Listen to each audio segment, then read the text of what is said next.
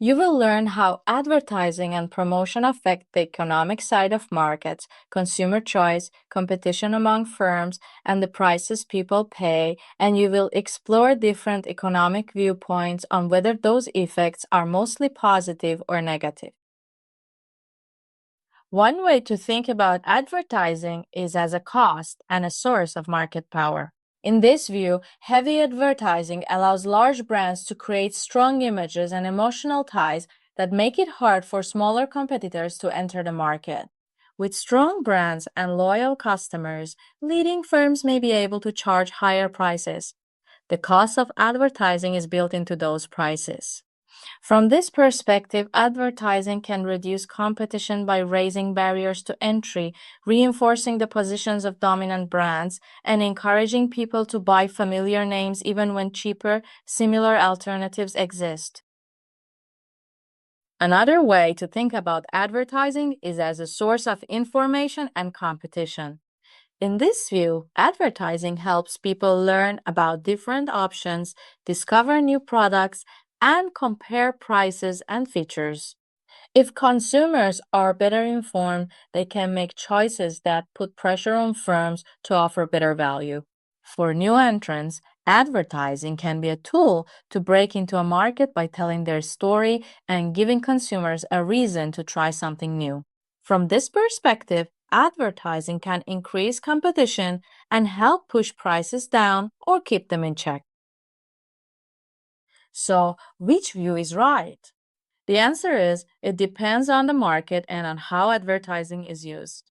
In some markets, especially where products are highly differentiated and brands invest heavily in image building, advertising may contribute to brand loyalty and give large firms more pricing power. In others, especially where products are more similar and ads focus on price and performance, advertising can facilitate switching and encourage competitive behavior.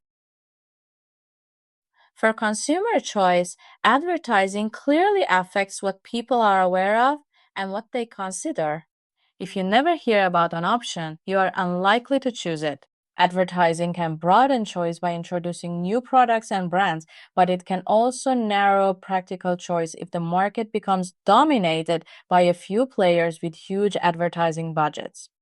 Again, the impact depends on whether advertising is mainly informative, mainly emotional, or a mix of both.